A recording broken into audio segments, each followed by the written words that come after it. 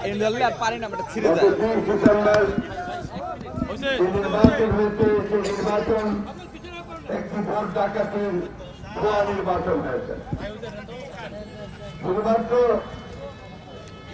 নির্বাচন কমিশন সরকার আইন শৃঙ্খলা রক্ষা দিয়ে সম্পূর্ণ ভোট ডাকাতির মধ্য দিয়ে জনগণের যে গণতান্ত্রিক অধিকার, ভোটের অধিকার, তা হরণ করে এই আওয়ামী লীগের সরকার তাদের একটা দখলদারি, পার্লামেন্ট দখলদারি একটি সরকার বসিয়েছে। প্রিয় বন্ধুগণ, এই নির্বাচনের পূর্ব থেকেই এই নির্বাচনে যেন জনগণ অংশগ্রহণ করতে না পারে সেই জন্য হাজার হাজার মানুষকে গ্রেফতার করে মিথ্যা মামলা দিয়ে তাদেরকে নির্বাচন প্রক্রিয়া থেকে দূরে সরে রাখা হয়েছে। আপনারা সবাই জানেন যে প্রায় 1 বছর আগে আমাদের দেশের নেত্রী বেগম খালেদা জিয়া গণতন্ত্রের জন্য সংগ্রাম করে চলেছেন, তাকে কারারুদ্ধ করে, মিথ্যা মামলায় কারারুদ্ধ করে তাকে কারাগারে আটক করে রাখা হয়েছে। আপনারা জানেন যে আমাদের ভারপ্রাপ্ত চেয়ারম্যান জনাব তারেক রহমান সাহেবকে একইভাবে মিথ্যা মামলা দিয়ে তাকে সাজা দিয়ে তাকে নির্বাসিত করে রাখা হয়েছে। আজকে এই ভয়াবহ পরিস্থিতির মধ্যে দিয়ে এই দেশের জনগণকে তাদের অধিকার থেকে বঞ্চিত করে, এই গণতন্ত্রকে সম্পূর্ণ ধ্বংস করে দিয়ে এই রাষ্ট্রকে একটা অকার্যকর রাষ্ট্রে পরিণত করবার সমস্ত ষড়যন্ত্র তারা পাকাপোক্ত করেছে। 1975 সালে তারা গণতন্ত্রকে ধ্বংস করে দিয়ে একদলের শাসন ব্যবস্থা বাকশাল প্রতিষ্ঠা করেছিল। ঠিক একই কায়দায় আজকে তারা জনগণের সমস্ত অধিকারগুলোকে কেড়ে নিয়ে গণতন্ত্রের সমস্ত প্রতিষ্ঠানকে ভেঙে দিয়ে রাষ্ট্রীয় যন্ত্রকে ব্যবহার করে রাষ্ট্রীয় সন্ত্রাস করে আজকে আরেকবার তারা দখলদারিত্বের একদলের শাসন ব্যবস্থা প্রবর্তন করবার জন্য এই দখলদারিত্বের একটা পার্লামেন্ট একটি সরকার গঠন করেছে। বন্ধুগণ, আমরা নির্বাচনের সাথে সাথেই বলেছি যে আমরা নির্বাচনের ফলাফল প্রত্যাখ্যান করছি এবং তখনই আমরা বলেছিলাম যে একটি সম্পূর্ণ নিরপেক্ষ সরকারের অধীনে পুনরায় একটি নির্বাচনের মধ্য দিয়ে জনগণের যে রায়, সে রায়কে দিয়ে একটি সরকার গঠন করতে হবে। আজকে আমরা আবার সেই দাবির পুনরাবৃত্তি করছি। আমরা বলতে চাই যে অবিলম্বে এই নির্বাচন বাতিল করে একটি নিরপেক্ষ নির্বাচন কমিশনের মধ্য দিয়ে নিরপেক্ষ সরকারের অধীনে একটি নির্বাচন পুনরায় অনুষ্ঠান করতে হবে ও সেখানে জনগণ যেন তাদের রায় দিতে পারে নির্বিঘ্নে, অবাধে, সুষ্ঠুভাবে, সেই ব্যবস্থা করতে হবে। এবং এটার প্রয়োজনেই সবার আগে দেশনেত্রী বেগম খালেদা জিয়া সহ সকল বন্দী যাদেরকে মিথ্যা মামলা আটক করে রাখা হয়েছে তাদেরকে মুক্তি দিতে হবে। আজকে আসুন আমরা আহ্বান জানাতে চাই সকল দল মত নির্বিশেষে সকল ঐক্যবদ্ধ হয়ে জনগণের অধিকার রক্ষার জন্য, আমাদের ভোটের অধিকার রক্ষা করবার জন্য, আমাদের বেঁচে থাকার অধিকার রক্ষা করবার জন্য আমরা সবাই ঐক্যবদ্ধ হয়ে এই পার্লামেন্টকে বাতিল করে নতুন নির্বাচনের মধ্য দিয়ে নতুন সরকার গঠনের আমরা আহ্বান জানাচ্ছি। আসুন আমরা সবাই ঐক্যবদ্ধ হই। ধন্যবাদ সকলকে। সরকারের পদত্যাগ দাবি করি এবং এই পার্লামেন্টকে বাতিল করা হোক এই দাবি করি এবং আগামীতে অতি শিগগির 3 থেকে 6 মাসের মধ্যে একটি নতুন নির্বাচন দিয়ে বাংলাদেশে গণতন্ত্র আবার ফিরিয়ে আনার জন্য আসুন আমরা সবাই ঐক্যবদ্ধভাবে আন্দোলন করি। এখন আপনাদের সামনে বক্তব্য রাখছেন বিএনপি জাতীয় স্থায়ী কমিটির সম্মানিত সদস্য, বিশিষ্ট শিক্ষাবিদ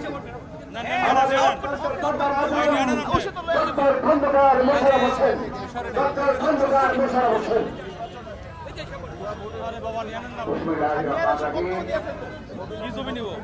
বাংলাদেশ জাতীয়তাবাদী দলের তাড়াতাড়ি আজকের এই মানববন্ধনের সম্মানিত সভাপতি, বাংলাদেশ জাতীয়তাবাদী দলের সংগ্রামী মহাসচিব জনাব মির্জা ফখরুল ইসলাম আলমগীর, আমাদের এখানে উপস্থিত জাতীয় স্থায়ী কমিটির সদস্য সহ সম্মানিত জাতীয় নেতৃবৃন্দ, সংগ্রামী ভাই ও বোনেরা, সাংবাদিক ভাই ও বোনেরা, আসসালামু আলাইকুম। আজকে আমরা এখানে উপস্থিত হয়েছি প্রতিবাদ করার জন্য কিসের প্রতিবাদ?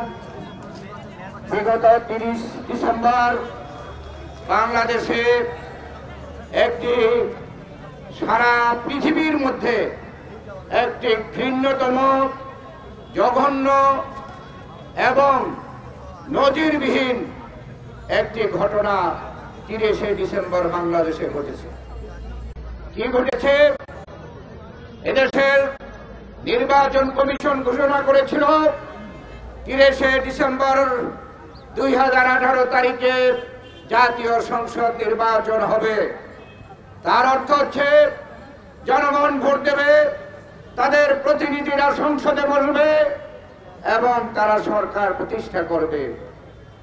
কিন্তু আমরা অত্যন্ত হতবাক হয়ে দেখতে পেলাম 30শে ডিসেম্বরে কোনো নির্বাচন হয় নাই। 29শে ডিসেম্বর রাত্রে প্রশাসন, আওয়ামী গুন্ডা বাহিনী সকলে মিলে রাতের অন্ধকারে ভোট ডাকাতি করেছে।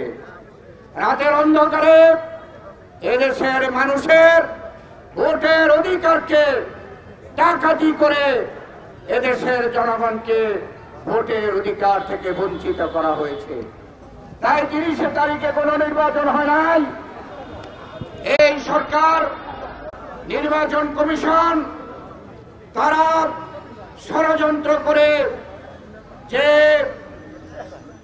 তথাকথিত এমপিদের নাম ঘোষণা করেছে এবং একটি সংসদ ঘোষণা করেছে, তার সম্পূর্ণ অবৈধ এবং তার সাথে জনগণের কোনো সম্পর্ক নাই। তাই এই সংসদ অবৈধ, এই সংসদ ডাকাতির সংসদ, এই সংসদ একটি সারা পৃথিবীতে গণতান্ত্রিক দেশসমূহে একটি কলঙ্কিত সংসদ, এটি তথাকথিত সংসদ। তাই আমরা এই 30 তারিখের পরেই বাংলাদেশ জাতীয়তাবাদী সহ ঐক্যফ্রন্ট জোট আমরা এই নির্বাচনকে, এই ফলাফলকে প্রত্যাখ্যান করেছি। তাই আমাদের সেই সময় প্রত্যাখ্যান করার সময় আমাদের দাবি, আজকে আমরা পুনর্বার দাবি করতে চাই, এই বাংলাদেশে একটি নিরপেক্ষ সরকারের অধীনে একটি পুনরায় নির্বাচন হতে হবে, যে নির্বাচনের মাধ্যমে জনগণের প্রতিনিধিরা সংসদে বসবে, সরকার প্রতিষ্ঠা করবে। এটাই ছিল আমাদের মুক্তিযুদ্ধের মূল চেতনা। আজকে যারা এই নাটক করেছে, প্রহসন করেছে, তারা অতীতেও বাকশাল কায়েম করে গণতন্ত্রকে হত্যা করেছিল। আজকেও 29 রাত্রে ভোট ডাকাতি করে আবার অলিখিত বাকশাল প্রতিষ্ঠা করেছে। অতএব আমরা এই সরকার মানি না, এই সরকার সংসদ মানি না। আমরা পুনরায় এদেশে একটি নিরপেক্ষ নির্বাচন চাই, একটি নিরপেক্ষ সরকারের অধীনে। অনেকে আমাদের বিরুদ্ধে অভিযোগ করেছিলেন 2014 সালে আমরা কেন 2014 সালে আমরা কেন নির্বাচনে যাই নাই। আজকে আমরা বলতে চাই, সেদিনও বলেছিলাম হাসিনার বিরুদ্ধে অধীনে স্বৈরাচার এবং ফ্যাসিস্ট হাসিনা এবং তার সরকারের অধীনে নির্বাচন সুষ্ঠু নিরপেক্ষ হবে না। সেই জন্য দেশনেত্রী বেগম খালেদা জিয়ার নেতৃত্বে আমরা নির্বাচনে যাই নাই। অনেকে আমাদেরকে অভিযোগ করেছেন, অনুযোগ করেছেন কেন আমরা যাই নাই। কিন্তু এই 30 তারিখের প্রহসনের পরে এটা প্রমাণিত হয়েছে যে 2014 আমরা যে নির্বাচনে যাই নাই সেটা সঠিক ছিল এবং শেখ হাসিনার অধীনে এদেশে যে সুষ্ঠু নিরপেক্ষ নির্বাচন হয় না, এটা প্রমাণিত হয়েছে। শুধু আমরা নই, সারা বিশ্বে আজকে এই নির্বাচনকে প্রত্যাখ্যান করেছে। এই নির্বাচন কোন নির্বাচন হয় নাই বলে বলেছে। তাই আমরা পুনরায় গণতন্ত্রের স্বার্থে, মুক্তিযুদ্ধের চেতনাকে এদেশে প্রতিষ্ঠিত করার স্বার্থে, জনগণের ভোটের অধিকারের স্বার্থে আমরা আবার একটি পুনর্নির্বাচন চাই, যে নির্বাচনের মাধ্যমে জনগণ ভোট দিতে পারবে। আর তা করতে হলে আমাদের নেত্রী দেশনেত্রী বেগম খালেদা জিয়াকে মুক্ত করতে হবে। বেগম খালেদা জিয়ার নেতৃত্বে আমরা এদেশে আন্দোলন করে নিরপেক্ষ একটি নির্বাচন আদায় করতে হবে।